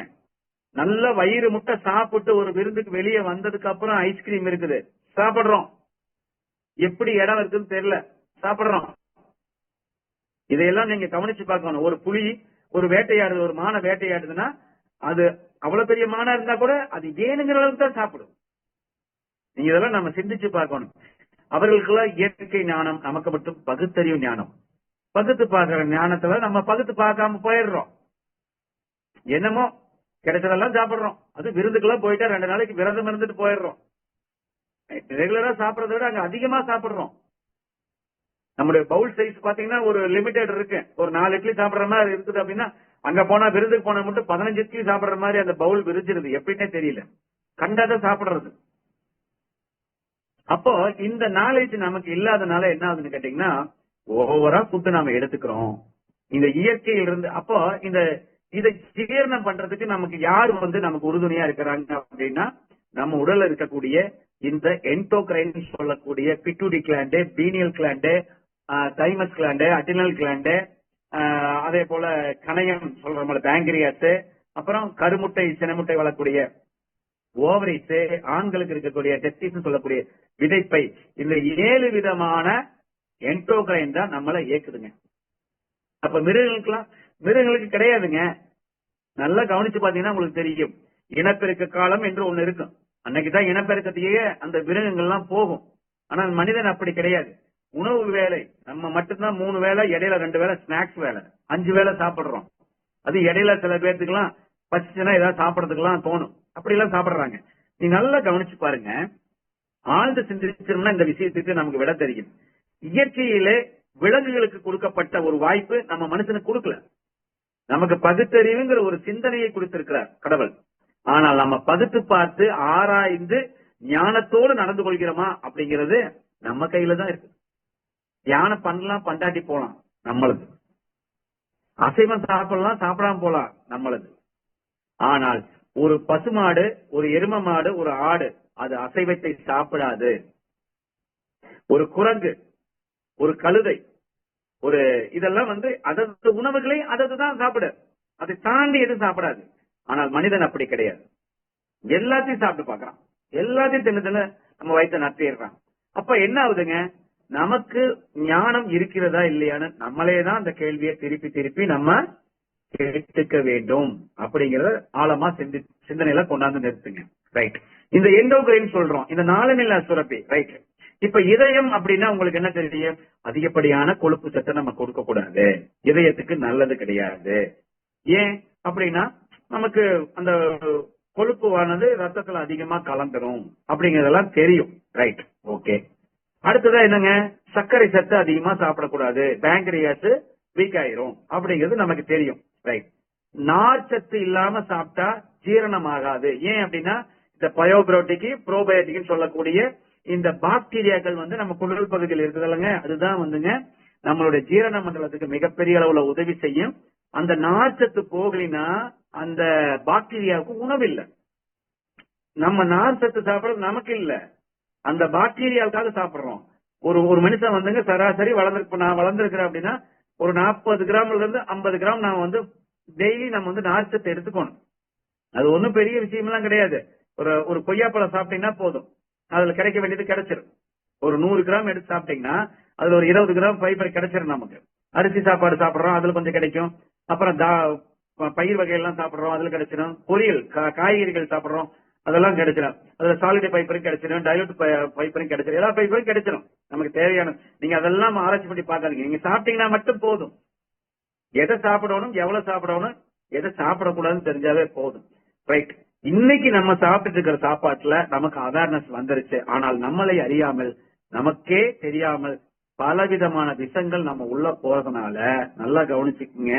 எப்படி அதிகப்படியான மாவுச்சத்து போனா பேங்கரியாஸ் டேமேஜ் ஆயிருதோ, அதிகப்படியான கொழுப்புகள் நம்ம உடம்புல சேர்ந்துச்சுன்னா இதயத்துக்கு நல்லதில்லைன்னு சொல்றோமோ, அது போல அதிகப்படியான கெமிக்கல் நம்ம உடம்புக்குள்ள போச்சுன்னா இந்த நாளமில்லா சுரபியை பாதிக்கும். இதுதாங்க பிரச்சனையே. ஆராய்ச்சி பண்ணி மருத்துவ உலகம் சொல்லியிருக்கிறாங்க, என்டோகிரைன் டிஸ்டர்ப் கெமிக்கல் அப்படின்னு சொல்லியிருக்காங்க. அதாவது நம்மளுடைய நாளமில்லா சுரப்பிகளை யார் பாதிக்கிறாங்கன்னா இந்த கெமிக்கல் தான் பாதிக்குதுன்னு சொல்றாங்க. இந்த கெமிக்கல் உலகம் தான் பாதிக்க வைக்குதுங்கிறாங்க. அப்ப இந்த கெமிக்கல்னா என்ன? பூச்சிக்கொல்லி மருந்து, உரம், சாப்பாட்டுல கலர் கலரா இருக்கணுங்கிறதுக்காக அதுக்கு ஒரு கலரு, சுவையா இருக்கணுங்கிறதுக்காக அதுக்கு ஒரு கலரு, நல்ல மாசம் அடிக்கணும் அதுக்கு ஒரு எசன்ஸ் போடுறாங்க, என்னென்னமோ போட்டு தயாரிக்கிறாங்க. இதையெல்லாம் சாப்பிட்ட உடனே நாளைக்கு வெளியே வந்துடும். ரைட். ஓகே. ஆனால் நல்லா தெரிஞ்சுக்குங்க, ஒரு ஆப்பிள சாப்பிட்டா அதுல வைட்டமின் ஏ நம்ம உடம்புக்கு சேருதுன்னு நம்பிக்கை இருக்குது. ஒரு கேரட்டை சாப்பிட்டா வைட்டமின் சி நம்ம உடம்புல அதுல சேர்ந்துருதுன்னு தெரியுது நமக்கு. காய்கறிகளை சாப்பிட்டா இருக்கக்கூடிய நார்ச்சத்து நம்ம உடம்புக்கு சேர்ந்துக்குதுன்னு தெரியுது. ஆனால் இதுல இருக்கக்கூடிய பூச்சிக்கொல்லி மருந்தும் உரங்களும் நம்ம உடம்புல எங்கேயோ ஒரு பகுதியில போய் இது சேர்ந்து நம்ம உடலை கெடுத்து விடும் அப்படிங்கிற அறிவு நமக்கு ஏன் வரல? அப்ப இது எப்படிதான் பண்றது? எக்ஸசைஸ் பண்ணா போயிருமா? எக்ஸசைஸ் பண்ணா என்ன போகுமா? அதுதான் வெளியே போகும். நீங்க விரத முறை இருந்தீங்கன்னா என்ன போகுமா? அது மட்டும் தான் போகும். அப்ப என்ன பண்ணணும்னா இயற்கையோடு நாம் சேர்ந்து வாழ வேண்டும். இயற்கைனா என்னங்க? நல்ல காற்றை சுவாசிக்க வேண்டும். உங்களுக்கு டைம் கிடைச்சிச்சுன்னா மாசம் ஒரு முறை எங்காவது அடர்ந்த காடுகள் இருக்கக்கூடிய, மரங்கள் இருக்கக்கூடிய, மலைகள் இருக்கக்கூடிய இடத்துல போய் நீங்க அந்த தூய்மையான ஆக்சிஜனை சுவாசிக்கிறது மட்டும் நம்ம வேலை கிடையாது. நம்ம உடம்புல தேவையான விஷயம் என்ன தெரியுங்களா? அந்த டாக்ஸிக் ரிமூவ் பண்ணக்கூடிய ஆனியான் அப்படிங்கிற கண்டென்ட் மலைப்பகுதியிலும் காற்று பகுதியிலும் அதிகமாக இருக்கிறது. கடல் கரையோரம் இருக்கும், மலைப்பகுதியில இருக்கும். அதனாலதான் நம்ம என்ன சொல்றோம், பேண்டிலைனர் யூஸ் பண்ணுங்கன்னு சொல்றதுக்கு காரணம் என்னங்க? ஆன்டி பாக்டீரியாவை மட்டும் உபயோகப்படுத்துறது இல்ல ஆனியனுடைய வேலை. அதாவது தேவையில்லாத பாக்டீரியாவை மட்டும் கொள்வது வேலை அல்ல, நம்ம தேவையில்லாத கழிவுகளையும் வெளியேற்றக்கூடிய விஷயத்தை ஆனியன் செய்யும். அடுத்ததா இன்ஃப்ராரெட். இன்ஃப்ராரெட் நம்ம உடம்புக்கு என்ன செய்யுதுன்னு பாத்தீங்கன்னா, இந்த கழிவுகளை வெளியேற்றக்கூடிய விஷயம் அதிகமா செய்யுது. நல்லா கவனிச்சு பாருங்க. அன்னைக்கு நம்ம சொன்னோம் வைட்டமின் டி எப்படி உற்பத்தி ஆகுது அப்படின்னு பாத்தீங்கன்னா, சூரிய வெளிச்சத்திலிருந்து கிடைக்கக்கூடிய அந்த அதாவது இன்ஃப்ராரெட்டை எடுத்துக்கிட்டு நம்ம உடம்பில் இருக்கக்கூடிய கொழுப்பை வைத்து தான் தயாரிக்குது. நம்ம நினைச்சிருக்கிற வைட்டமின் டினாவே என்ன நினைப்போம்? அந்த எலும்பை பலப்படுத்துறது, எலும்பை உருவாக்குறது. எனக்கு கிடையவே கிடையாது. அது மட்டும் அதனுடைய வேலை கிடையாது. நம்மளுடைய மெட்டபாலிசத்தை அது உருவாக்கும். அதாவது நம்மளுடைய வளர்ச்சிதை மாற்றத்துக்கு உதவி செய்யும். வளர்ச்சிதை மாற்றத்துக்கு இந்த வைட்டமின் டி உதவி செய்யுது அப்படின்னாவே நமக்கு என்ன அர்த்தங்க? இன்ஃப்ராரெட் நம்ம உடம்புக்கு தேவை அப்படின்னு அர்த்தம். இந்த இன்ஃப்ராரெட் நம்ம உடம்புக்குள்ள போய் வைட்டமின் டி வருதுன்னா வளர்ச்சிதை மாற்றத்துக்கு உதவி செய்யுதுனாவே, வளர்ச்சிதை மாற்றம்னா என்னங்க? நமக்கு தேவையானதை உடலில் வைத்துக் கொண்டு தேவையற்றதை வெளியேற்றுவதுதான் வளர்ச்சிதை மாற்றம். நமக்கு தெரியும். இதுக்கு வைட்டமின் டி ரொம்ப உபயோகமா இருக்கும். இதுக்கு இன்ஃப்ராரெட் சொல்லக்கூடிய சூரிய சக்தி நமக்கு தேவை. அதுதான் நம்ம பேண்டிலைனர்ல இன்ஃப்ராரெட் வச்சிருக்கோம். ஏன் பேண்டிலைனர் வச்சா ஹார்மோன் சம்பந்தமான வியாதிகள்லாம் சரியாயிரும் அப்படின்னு கேட்டீங்கன்னா, இந்த உடம்புல இருக்கக்கூடிய சத்துக்களை எந்தெந்த உறுப்புகள் வாங்குதோ அது போல நம்மளுடைய சத்துக்களை தாண்டி இருக்கக்கூடிய கெமிக்கலை உள்வாங்கக்கூடிய சக்தி யாருக்கு இருக்குதுங்க? இந்த pituitary gland, pineal gland, adrenal gland, இந்த கிளாண்ட்ஸ் எல்லாமே இருக்குது. இதுக்கு தனிப்பட்ட முறையில நீங்க புரோட்டீனோ இல்ல தனிப்பட்ட முறையில கார்போஹைட்ரேட்டோ இல்ல நார் சத்தோ இந்த எண்டோகிரைன்லாம் நம்ம கொடுக்க வேண்டியது இல்ல. ஏனால் அது சீரான ரத்த ஓட்டம் இருந்தாலே தன்னை இயக்கிக்கும். நல்லா கவனிச்சு பாருங்க. நீங்க நல்லா கவனிச்சு பாத்தீங்கன்னா இந்த விஷயம் உங்களுக்கு எளிமையா புரியும். நீங்க இப்ப இதயம் நல்லா இருக்கணும் அப்படிங்கிறதுக்கு உங்களுக்கு கொழுப்பு சார்ந்த உணவுகளை குறைக்கணும் தெரியும். கரெக்டுங்களா? இப்ப பேங்கரிஸ் அதாவது அந்த மண்ணீரல் சொல்றோம், கல்லீரல் சொல்றோம். அடுத்தது என்ன பண்றோங்க? நம்மளுடைய பேங்கரின்னு சொல்லக்கூடிய அந்த பேங்கரியா முழுக்க முழுக்க நம்மளுடைய இன்சுலின் சுரக்குது. கணையம், தமிழ்ல சொன்னா கணையம் சொல்லலாம். பேங்கரியாஸ்ல நமக்கு தேவையான இன்சுலினை சுரக்குது. அதுக்கு தேவையான அளவு தான் நமக்கு மாவுச்சத்து கொடுக்கணும். தேவைக்கு அதிகமா கொடுத்தா அது என்ன பண்ணுங்க? உற்பத்தியை அதிகம் பண்ண முடியாம அது டயர்ட் ஆயிடும் அப்படிங்கிறது நமக்கு தெரியும். கரெக்டுங்களா? இந்த விஷயம் நமக்கு தெரியும். இப்ப நார்ச்சத்து அதிகமா நம்ம சாப்பிட்டோம்னா குடல் பகுதிக்கு நல்லது நமக்கு தெரியும். Right, okay. இது எல்லாம் சாப்பிடுறோம். ரைட், ஓகே, சாப்பிட்டோம், வெளியேற்றக்கூடிய வேலையில் செஞ்சுட்டோம். ரைட். இந்த கெமிக்கல் எங்க போய் சேரும்? இந்த உடம்புல ரத்தத்துல சுத்தக்கூடிய கெமிக்கல்ல எங்க போய் சேருனா, இது என்ன பண்ணுதுன்னா அந்த என்டோகிரைன் சொல்லக்கூடிய அந்த இடத்துல போய் இதை டிஸ்டர்ப் பண்ணுது. அதனுடைய இயக்கத்தை தடுக்குது. நீங்க நல்லா கவனிச்சு பார்த்தீங்கன்னா உங்களுக்கு ஆழமான விஷயம் தெரியும். இந்த கெமிக்கல் எங்க போய் நமக்கு அந்த டிஸ்டர்ப் ஆகுதுங்கிற விஷயம் தெரியும். அதிகமா நீங்க கெமிக்கல் சாப்பிட்டீங்கன்னா தூக்கம் வர்றது ஃபர்ஸ்ட் நமக்கு கண்ட்ரோல் ஆயிடும். குறைந்த அளவு தான் தூக்கம் வரும். டீப் ஸ்லீப்க்கு நாம் போகவே மாட்டோம். தைராய்டு பிரச்சனை வந்துடும். அடுத்தது என்ன வருங்க? பய உணர்வு வரும். நமக்கு ஒரு அதே போல நமக்கு ஒரு கருணை, அன்பு, பாசம் அதெல்லாம் நமக்கு வராது. வெறுப்பு வரும். இதெல்லாம் நமக்கு ஒரு ஸ்கேல். நம்மளுடைய என்டோகிரைன் பாதிச்சிருக்குது அப்படின்னா இது நம்மளுடைய ஸ்கேல், அளவீடு. இதுதான் ஒவ்வொரு பாகமும் நமக்கு பாதிக்கும் பொழுது அதனுடைய பிரதிபலிப்பு நமக்கு காட்டுது. தூக்கம் வரல, பிட்யூட்டரி கிளாண்ட் உங்களுக்கு வேலை செய்யலன்னு அர்த்தம். வளர்ச்சிதை மாற்றத்துல ஏதோ டவுட் பிரச்சனை பண்ணிட்டு இருக்குது. அடுத்தது நமக்கு ஒபிசிட்டி ஆகுது. நான் சாப்பிடுற சாப்பாட்டுக்கு என் உடம்புக்கு சம்பந்தமே இல்ல. தைராய்டு கிளாண்ட்ஸ் ஏதோ பிரச்சனை ஆயிருச்சு. நமக்கு அதெல்லாம் காட்டுது, ஸ்கேல் காட்டுது. ஆனா நம்ம என்ன பண்றோம்? மாத்திரை வாங்குறோம், மருந்தை வாங்குறோம், சாப்பிடுறோம், சரியாயும் நினைக்கிறோம். கடைசியில என்ன ஆகுதுங்க? தைராய்டுக்கு மாத்திரையை நிறுத்திட்டீங்க அப்படின்னு சொல்றவங்க யாராச்சும் இருக்கிறீங்களா? யாரும் இல்ல. ஆனா நம்மளுடைய உணவு சாட்டை பயன்படுத்திக்கிட்டு பேண்டிலைனரை பயன்படுத்தினா சாட்டுல அந்த தைராய்டுங்கிற பிரச்சனையே இல்லாமல் போய்விடும். ஏன்னா நம்மளுடைய என்டோக்ரைன் சரியாயிருச்சு. அதுக்கப்புறம் நீங்க பேண்டிலைனர் யூஸ் பண்ணலாம், பண்ணாம போலாம், இல்ல ஹைஜீனிக்கா இருக்கணும்னா யூஸ் பண்ணலாம், பண்ணாட்டி போகலாம். அதை பத்தி ஒரு பிரச்சனையுமே கிடையாது. அப்ப எவ்வளவு பெரிய விஷயத்த நம்ம பேடுல வச்சிருக்கிறோம். அப்ப பேடு மட்டும் வச்சா போதுமா? நான் உணவு எப்படி வேணா சாப்பிடலாம், ஓகே, சரியாயிடும். என்ன 3 மாசத்துல ரெடி ஆக வேண்டியது ஒரு 3 வருஷத்துல ரெடி ஆகும். அவ்வளவுதான். வேற சிம்பிள் லாஜிக். இப்ப உதாரணத்துக்கு ஒருத்தர் ட்ரிங்க்ஸ் அதிகமா குடிச்சிட்டே இருக்கிறாரு. அவருக்கு அந்த கல்லீரல் பாதிச்சிருச்சு, ஃபேட்டி லிவரா மாறிடுச்சு. இப்போ அவருக்கு மாத்திரை கொடுக்கறாங்க. கல்லீரல் இருக்கக்கூடிய அந்த ஃபேட்டை குறைக்கிறதுக்கு மாத்திரை மருந்து கொடுக்கறாங்க. இந்த மாத்திரையும் சாப்பிட்டுக்கிறாரு, ட்ரிங்க்ஸும் அடிச்சுக்கிறாருன்னா எப்படி அவருக்கு கியூர் ஆகும்? அப்போ என்ன பண்ணணும்? நம்மளுடைய இன்புட்டா இருக்கக்கூடிய அந்த லிக்கரை கட் பண்ணணுங்கிற மாதிரி நம்ம உடம்புல சேரக்கூடிய உணவை பகுத்து ஆராய்ச்சி செஞ்சு சாப்பிடணும். 2 சொத்த கத்திரிக்காய் வருதா, வாங்கி சாப்பிடுங்க, தவறே கிடையாது. கீரை எல்லாம் புழு அரிச்சிருக்குதா, நல்லா அலசிட்டு சாப்பிடுங்க, ஒரு தவறுமே கிடையாது. நல்லா பழன்னு அப்படியே ஃப்ரிட்ஜ்ல வச்ச மாதிரி பழமுது சோழல வச்சிருக்காங்களா, வாங்காதீங்க. தெருவோரமா காய்கறி போட்டு வச்சிருப்பாங்களா, அவங்க வாங்குங்க. ஏன்னா அவர்களுக்கு அந்த பாதுகாப்பு பண்ணக்கூடிய பூச்சி மருந்து அடிக்கக்கூடிய, நல்லா தெரிஞ்சுக்குங்க, தோட்டத்துல அடிக்கக்கூடிய பூச்சி மருந்து எல்லாம் தனி. இங்க ஷோரூமுக்கு வந்தோடனே அதை பலன்னு இருக்கிறதுக்காக அடிக்கிற கெமிக்கல் வேற. இதை பற்றி எல்லாம் யாரும் இன்னும் பேசுறது இல்ல. நிறைய கெமிக்கல் நீங்க நல்லா கவனிச்சு போய் பாருங்க.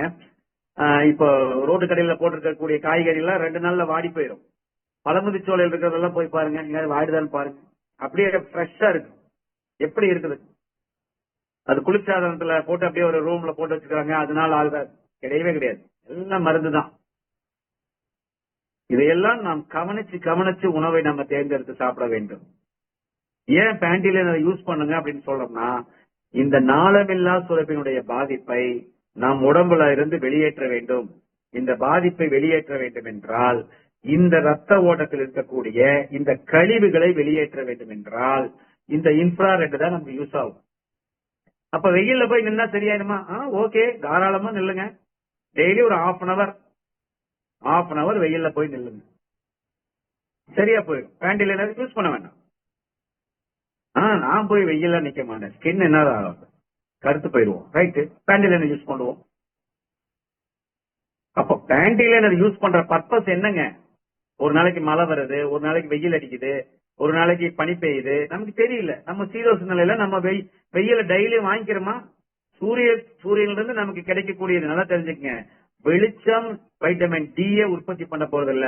வைட்டமின் டி இருந்து வைட்டமின் டி எலும்பு மட்டும் அது உருவாக்குறது இல்ல, 10-15 வேலைகள் அது செய்யுது. அதுல ஒரு வகையில என்னங்க, நம்மளுடைய வளர்ச்சிதை மாற்றத்துக்கு மிகப்பெரிய உறுதுணையாக இருக்கிறது.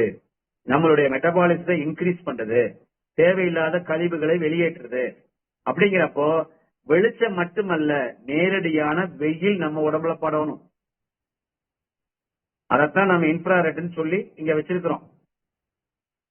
இதெல்லாம் மனிதன் நல்லா தெரிஞ்சுக்கங்க. இதெல்லாம் இப்போ சூரிய வெளிச்சம் அதிகமாயிருச்சு அப்படின்னா நமக்கு உடம்புல எந்த பாதிப்பு வருங்க? தோல் கருத்து போகும், அவ்வளவுதான். அப்புறம் ஸ்கின் கேன்சர் வரும், ரைட், ஓகே தான். ஆனால் இதனுடைய அளவீடுன்னு ஒன்று இருக்கும் போலங்க, அந்த அளவீடு தான் நம்ம வச்சிருக்கோம். 400 BPM சொல்லி ஒரு அளவு இருக்கு. மனிதனுக்கு போதும், அந்த அளவு போதும். ஏன்னா டைரக்டா சன்லைட்ல நீங்க ஒரு அரை மணி நேரம் இருந்தீங்கன்னா 2000 இருந்து 3000 அளவு நமக்கு கிடைக்கும். ஆனா ஒரு மனுஷனுக்கு ஒரு 400 இருந்து 500 இருந்து ஒரு 1000க்குள்ள இருந்தா போதும். நீங்க அதிகப்படியா வெயில்ல வேலை பார்த்தோம்னா நமக்கு என்ன ஆகுங்க? 5000 10,000 போவோம். அப்பதான் ஸ்கின் டேமேஜ் எல்லாம் ஆகும். சோ இதுல நம்ம பயன்படுத்தக்கூடிய இன்ஃப்ராரெட் சரியான அளவு தான் வச்சிருக்கிறாங்க, ஸ்டாண்டர்டா இருக்கும். எந்த விதமான நமக்கு தொந்தரவு, சைடு எஃபெக்ட் கொடுக்கக்கூடிய வாய்ப்பு கிடையாது. அதனாலதான் நம்ம பேண்டிலைனரை நம்ம யூஸ் பண்ண சொல்றோம். ஓகேங்களா? அதே போலங்க நார்ச்சத்து அதிகமா எடுத்துட்டா என்ன ஆகும்? ஒருவேளை நார்ச்சத்து நமக்கு 35 கிராம் இருக்குது, 40 கிராம் சாப்பிட்டோம் இல்ல 50 கிராம் சாப்பிட்டோம்னா டுடே நம்ம சாப்பிடுறோம் அப்படின்னா அது அடுத்த நாள் எவ்வளவு நார்ச்சத்துக்களா இருந்தாலும் அது வெளியேற்றி விடும். ஒரு கீரை ஒரு கட்டு சாப்பிடுறோம், இல்ல நல்லா இருக்குது கீரை 2 கட்டா சாப்பிட்டோம், ஃபைபர் அதிகமா போயிடுச்சு, ஒன்னும் தொந்தரவு இல்ல, வெளியே போயிடும். கொழுப்பு நம்ம உடம்புல சேர்ந்துட்டே இருக்குது, வாக்கிங் போனோம் கொஞ்சம் கொஞ்சமா குறைஞ்சிரும். கார்போஹைட்ரேட் தேவையான அளவு எடுத்துக்கிறோம், அதை குறைச்சுக்கிறோம், நம்ம உடம்பு ஆரோக்கியமா இருக்கும். ஆனா இந்த கெமிக்கல் மட்டுங்க நீங்க என்ன பண்ணாலும் வெளியே வராது. ஏன் அப்படின்னு கேட்டீங்கன்னா அதை சூரிய வெளிச்சத்தில் இருக்கக்கூடிய அந்த வைட்டமின் டி தான் நம்மள இந்த இன்ஃப்ராரெட் தான் நம்மள அந்த கழிவுகளை வெளியேற்ற முடியும். நம்மளுடைய மெட்டபாலிசத்தை இன்க்ரீஸ் பண்ணணும் அப்படின்னா, வளர்ச்சிதை மாற்றத்தை உந்துதலால் அது செய்யணும் அப்படின்னு கேட்டீங்கன்னா அதுல முழுக்க முழுக்க சூரியனுடைய பங்கு அதிகமாக நமக்கு தேவை. அதுதான் பேண்டிலைன்ல இன்ஃப்ராரெட் நம்ம வச்சிருக்கிறதுக்கு காரணம். நீங்க நல்லா கவனிச்சு பாருங்க, எந்த உணவு சாப்பிட்டீங்கனாலும் இது நல்லது அது நல்லது எல்லாம் ரைட்டு. மெட்டபாலிசத்தை அதிகமாக்குவதற்கு, வளர்ச்சிதை மாற்றத்தை அதிகமாக்குறதுக்கு என்ன சாப்பிடணும்? அந்த உணவுல இல்ல. வளர்ச்சிதை மாற்றத்துக்கு உருவாக்குறதுக்கு உணவுல எந்த சத்துமே இல்ல. வைட்டமின் டி கிடைக்கும், பி கிடைக்கும், ஏ கிடைக்கும், கே கிடைக்கும், எல்லாமே தெரியும், கார்போஹைட்ரேட் கிடைக்கும், மினரல் கிடைக்கும், எல்லாமே கிடைக்கும் ரைட்டு. நம்ம வைட்டமின் டி எங்க இருந்து எடுக்கிறோம்? உணவுல இருந்து எடுக்கவே முடியாது. சன்லைட்ல இருந்து மட்டும்தான் வைட்டமின் டி எடுக்க முடியும். அந்த லைட்ல இருந்து எடுக்கிறத எடுத்து நம்ம உடம்புல இருக்கக்கூடிய கொழுப்போட சேர்ந்து இயங்கும் பொழுது வைட்டமின் டி நம்ம உடம்பு தானா ப்ரொடக்ஷன் பண்ணுது. ஓகேங்களா? ரைட். இப்ப ஏன் நம்ம இந்த என்டோகிரைன் சொல்லக்கூடிய விஷயத்துல என்னென்ன வியாதிகள் நமக்கு வருது அப்படிங்கறத நம்ம பார்க்கலாம். தூக்கமின்மை வரும். ஃபர்ஸ்ட் தூக்கமின்மை வரும். அடுத்தது பாத்தீங்கன்னா உங்களுக்கு சிந்தனைகளுடைய தடுமாற்றம் நிறைய ஏற்படும். சிந்தனை ஏன்னா ஒரு மாதிரி அந்த மூட் பிங்ஸ் சொல்லுவாங்க பாத்தீங்களா, அந்த அதாவது எப்படி சொல்றது, ஒரு மாதிரி இரிட்டேட்டா இருக்குன்னு சொல்லுவீங்களா, அதெல்லாம் ஏற்படுவதற்கு காரணம் இந்த ஹார்மோனல் சேஞ்ச். அடுத்தது பாத்தீங்கன்னா தைராய்டை பத்தி சொல்லவே வேண்டியதில்லை. அது பெண்களுக்கு தான் 99% பெண்களுக்கு தான் வரும். தைராய்டு வந்துருச்சு அப்படின்னா என்ன அர்த்தங்க? உடம்பு பெருசாயிரும், சில பேர்த்துக்கு ஒல்லி ஆயிரும், முடி கொட்டும், சாப்பிட முடியாது, இல்லைன்னா அதிகமா சாப்பிடுவாங்க, இல்லைன்னா நிறைய தூங்குவாங்க, இல்லைன்னா தூக்கமே வராது, ஒரு ஸ்டாண்டர்டா இருக்காது. என்ன வேணாலும் மாத்து. ஒருத்தருக்கு அதிகமா சாப்பிடுவாங்க தைராய்டுல, ஒருத்தருக்கு சாப்பிடவே மாட்டாங்க, ஒருத்தர் நல்லா தூங்கிட்டே இருப்பாங்க, ஒருத்தர் தூக்கவே வராது. இதெல்லாம் தைராய்டுடைய வேலை. இதெல்லாம் நம்மளுடைய என்டோகிரைன் சிஸ்டத்துல ஃபெயிலியர் ஆகிறதுக்கு காரணம். அடுத்தது பாத்தீங்கன்னா எதை பற்றாலும் ஒரு வெறுப்பு உணர்வு வருது, அட்ரினல் கிளாண்ட். அடுத்து பாத்தீங்கன்னா தைமஸ் கிளாண்ட், தைமஸ். அதுக்கு அடுத்தது அட்ரினல் கிளாண்ட். எப்ப பார்த்தாலும் எதை பார்த்தாலும் ஒரு பய உணர்வு வரும். பயந்துகிட்டே இருப்போம், விருக்குன்னு பயந்துகிட்டே இருக்கிறது. இதெல்லாம் நம்மளுடைய கிளாண்ட்ஸ் பாதிச்சுக்கிட்டு இருக்குன்னு அர்த்தம். அடுத்தது பாத்தீங்கன்னா பேங்கரியாஸ் சொல்லக்கூடிய இந்த கணையம் பாதிச்சுன்னா என்ன பண்ணுங்க, இது என்டோகிரைனாவும் இருக்கும், அதே வேளையில ஒரு உறுப்பாவும் இருக்கு. நல்லா தெரிஞ்சுக்கங்க, இருக்கிறதுலயே பெரிய என்டோகிரைன் எதுன்னு கேட்டீங்கன்னா கணையம் தான். மற்றதெல்லாம் பாத்தீங்கன்னா பிட்யூட்டி, பீனிகள் இதெல்லாம் பாத்தீங்கன்னா ஒரு கடுகு சைஸ் தான் இருக்கு, இல்லைன்னா ஒரு பட்டாணி சைஸ் இருக்கு, அவ்வளவுதான். அதுக்கப்புறம் பாத்தீங்கன்னா தைராய்டு சுரப்பி கொஞ்சம் பெருசா இருக்கு, அட்ரினல் கிளாண்டு சின்னதா தான் இருக்கு, தைமஸ் கிளாண்டு கொஞ்சம் சின்னதா தான் இருக்கு. ஆனால் இந்த பேங்கரியாஸ் பெருசா இருக்கும். இது ரெண்டு விஷயத்துல யூஸ் ஆகும். எப்படின்னா இந்த பீட்டா செல் உருவாகுது பாத்தீங்களா, அது நம்மளுடைய என்டோகிரைன்ல இருந்து தான் உருவாகுது. அந்த பீட்டா செல் கரெக்டா உருவானா தான் நமக்கு என்ன ஆகுங்க, இன்சுலின் சுரக்கும். இன்சுலின் சுரக்கிறதுக்கு கணையம் வேலை செய்யுது மட்டும்தான் தெரியும். இன்சுலின் எப்படி சுரக்குது, இப்ப உதாரணத்துக்கு ஒரு சின்ன விஷயம் சொன்னா டப்புன்னு உங்களுக்கு எளிமையா புரியும். இதயத்திற்கு என்ன சாப்பிட்டா நல்லதுன்னு தெரியும், குடல் பகுதிக்கு என்ன சாப்பிட்டா என்னன்னு தெரியும், நமக்கு தெரியும். அப்புறம் நுரையீரலுக்கு என்ன சாப்பிட்டா நல்லா தெரியும், மூளைக்கு என்ன சாப்பிட்டா நல்லது எல்லாமே, எலும்புக்கு என்ன சாப்பிட்டா தெரியும், நரம்புகளுக்கு என்ன சாப்பிட்டான்னு தெரியும். ரைட். இப்ப நம்ம உடம்புல பசி வரணும், பசிங்கிற ஒரு உணர்வு வரணும். அந்த உணர்வுக்கு என்ன சாப்பிட்டா வரும்? எந்த உணவும் சாப்பிட்டாலும் பசி உணர்வு வராது. என்டோகிரைன் சொல்லக்கூடிய இந்த நாளமில்லா சுரப்பிகள் சரியா இயங்கினால் மட்டும்தான் ஒரு மனிதனுக்கு பசிங்கிற உணர்வு வரும். அதே போல ஒரு தாம்பத்தியத்தில் கணவன் மனைவிக்கு சரியான அந்த ஆசை பரிமாற்றம் செய்ய வேண்டும் என்றால் என்டோகிரைன் யூஸ் பண்ணா மட்டும்தான், அது உபயோகப்படுத்தினா மட்டும்தான், அது செயல்படுத்தினா மட்டும்தான் தாம்பத்தியமாக இருக்கு இல்லைன்னா அது டாய்லெட் மாதிரி இருக்கு. நான் உங்களுக்கு எளிமையா புரிஞ்சிச்சு பாத்தீங்களா? இந்த பசிங்கிற உணர்வு சொன்னேன் உங்களுக்கு. அடுத்தது தாம்பத்தியம். எத்தனையோ பேர் நீங்க இன்னைக்கு டைவர்ஸ் போயிட்டு இருக்காங்க அப்படின்னா என்ன காரணம்? முதல் நல்லா தெரிஞ்சுங்க. பொருள் இல்லாம வாழ்ந்துருவாங்க, அந்தஸ்து இல்லாம வாழ்ந்துருவாங்க, வீடு இல்லாம வாழ்ந்துருவாங்க, காரு பைக் இல்லாம வாழ்ந்துருவாங்க, நகைகள் இல்லாம கூட வாழ்ந்துருவாங்க. ஆனால் தாம்பத்தியம் இல்லாமல் ஒரு கணவன் மனைவி வாழ முடியுமானா முடியவே முடியாது. அது ஏன் அங்க ஈர்ப்பு இல்லாம போகுது? ஏன்னா உங்களுக்கு எண்டோக்ரைன் டிஸ்டர்ப் ஆயிருக்குது, உங்களுக்கே தெரியல. உங்களுக்கு மீன்ஸ் யாரோ ஒருத்தருக்கு சொல்றேன், எக்ஸ் ஆர் ஒய், ஏதோ ஒரு குடும்பத்தில் இருக்கக்கூடிய சகோதரி குடும்பத்தில் நான் சொல்றேன். அவங்களுக்கே தெரியல, அந்த நாட்டம் இல்ல, சரியானபடி அந்த தாம்பத்தியம் நடக்கல. ஏன்? எண்டோக்ரைன் சரியா சிஸ்டம் வந்து வேலை செய்யல. சில ஆண்களுக்கு பாத்தீங்கன்னா விதைப்பை வந்து விந்து உற்பத்தி பண்ண வேண்டியது, அதுல இருக்கக்கூடிய ஜென்ஸ் சொல்லக்கூடிய அந்த அந்த விந்து அணுக்களினுடைய எண்ணிக்கை குறைவா போயிருது, அந்த மொட்டிலிட்டின்னு சொல்லக்கூடிய அந்த இயங்கும் தன்மை கம்மியா போயிருது. ஏன்? என்ன சாப்பிட்டா சரியாகும்? பாதாம் பிஸ்தா சாப்பிட்டா சரியா போயிருமா? எவனா விட்ட கட்டு கதை அதெல்லாம். பாதாம்ல என்னங்க இருக்குது? பாதாம் எண்டோக்ரைன் இன்க்ரீஸ் பண்றதுக்கு பாதாம்ல என்ன இருக்குது, பிஸ்தால என்ன இருக்குது? எதுவுமே கிடையாது. அப்ப நல்ல உணவுகள்ல வந்து இருக்கக்கூடிய விஷயங்கள் வேற, உணவை நாம் குறை சொல்லவில்லை. ஆனால் சிஸ்டம் அப்படிங்கிற ஒரு விஷயம் இருக்குது, நம்மளை இயக்கக்கூடிய சிஸ்டம்ங்கிற ஒரு விஷயம் இருக்குது. அந்த சிஸ்டத்தை வந்து இயக்குவது யாருன்னு கேட்டீங்கன்னா நம்மளுடைய எண்டோக்ரைன் தான். அந்த எண்டோக்ரைன் சொல்லக்கூடிய இந்த நாளமில்லா சுரப்பிகள் இயங்கினால் இத்தனை விஷயங்கள் நடக்கும். இந்த நாளமில்லா சுரப்பி சரியானபடி இயங்க வேண்டும் என்றால் ஒண்ணு டெய்லியும் போய் 1/2 மணி நேரம் 1 மணி நேரம் வெயில்ல வாக் பண்ணுங்க, நில்லுங்க. இல்லையா டெய்லியும் பேண்டில் இருந்து யூஸ் பண்ணுங்க. இல்ல எனக்கு எந்த மாதிரி எந்த ப்ராப்ளம் இல்ல, நான் தியான உணர்வுல இருக்கிறேன், ஞான உணர்வுல இருக்கிறேன், யோக உணர்வுல இருக்கிறேன், ஹாப்பி, சூப்பர். என்னுடைய சகோதரர்களுக்கெல்லாம் வாழ்த்துக்கள். ஓகே, இத்துடன் என்னுடைய செஷன் முடிஞ்சிருச்சு. உங்களுக்கு ஏதாவது கேள்விகள் சந்தேகங்கள் இருந்தா என்னை கேட்கலாம், தாராளமா கேட்கலாம்.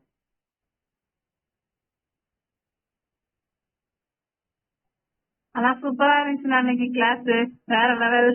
ரொம்ப புரிய பேண்டி லைனரை பத்தி. அதாவது ஒரு சின்ன குழந்தை சாப்பிடாம அடம் பண்ணிட்டே இருக்கு, ஒரு 3 வயசுல இருந்து. எத்தனையோ டாக்டர் பாத்துட்டாங்க, ஆனா அந்த குழந்தை இன்னமும் சாப்பிட மாட்டேங்குது. இன்னமும் சென்னை வரைக்கும் போயிட்டு இருக்காங்க. நான் அந்த குழந்தைக்கு நான் யதார்த்தமா சொன்னேன், 9 வயசாயிடுச்சு, பேண்டி லைனர் வச்சு விடுன்னு. ஆனா இன்னைக்கு போய் நான் வச்சே விட்டுட்டு வந்துருவேன் சார் அந்த குழந்தைக்கு. அவ்வளவுதான். Very good. ரொம்ப சந்தோஷம்ண்ணா, சூப்பர்ண்ணா, சூப்பர். நன்றிண்ணா. நன்றி. வேற யாருக்கு ஏதாவது சந்தேகங்கள், கேள்விகள்? எப்படி 1 மணி நேரம் கடை மனப்பாடம் பண்ண மாதிரி பேசிட்டோமா? தேங்க்யூண்ணா. Thank you sir. வணக்கம் சார். வணக்கம் சகோதரி. சார் ரொம்ப நல்லா இருக்கு. சீக்கிரம் போனதுதான் சார் ரொம்ப கஷ்டமா இருக்கு. இன்னும் கொஞ்சம் கேட்டுட்டே இருக்கணும் போல இருக்கு சார். அப்படியா? இந்த 1 மணி நேரத்துக்குள்ள நான் முடிக்க விடணும் அப்படிங்கறத என்னுடைய டார்கெட். ஏன்னா கோமதி அம்மா சொல்லிட்டு போயிருக்கிறாங்க, அந்த 3 நாட்கள் தான் எனக்கு எடுக்கணும்னு சொல்லியிருக்காங்க. திங்கட்கிழமை மறுபடியும் கோமதி அம்மா வந்துருவாங்க. ஏன்னா இதை விட பெரிய சப்ஜெக்டோட அம்மா வர்றாங்க. 4 நாள் வந்து ஒரு தியான வகுப்புல போயிருக்கிறாங்க.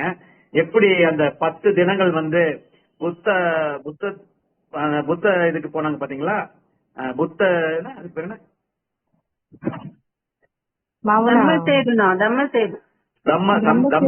தம்மசேதுக்கு போய் 10 நாள் தியானம் பண்ணிட்டு வந்தாங்கல்ல, அது மௌனம். இது வந்துங்க ஒரு 4 நாள் பயிற்சிக்கு போயிருக்கிறாங்க. இது வந்து ஒரு எக்ஸலண்டா இருக்குது. எங்கிட்ட எல்லாமே சார்ட் எல்லாம் அனுப்பிச்சு விட்டாங்க, நான் படிச்சுட்டு இருக்கிறேன். நேத்து மட்டும் 2 நாள் கிளாஸ்ல ஒரு 52 பக்கம் எழுதி அனுப்பிச்சிருக்கிறாங்க என்னை படிக்க சொல்லி. அது அம்மா வாயால அது திங்கட்கிழமையில இருந்து அது கேட்டா சூப்பரா இருக்கு. சோ மிகப்பெரிய பொக்கிஷம். நல்லா தெரிஞ்சுங்க, நல்ல உணவு தயாரிச்சிடலாம். நம்மளே நாளைக்கு தோட்டம் போட்டு மருந்து அடிக்காம, பூச்சி மருந்து அடிக்காம நம்மளே நல்ல ஒரு உணவு தயாரிச்சிடலாம். ஆனால் நல்ல சிந்தனைகளை எப்படி நாம் வளர்த்துக்கிறது?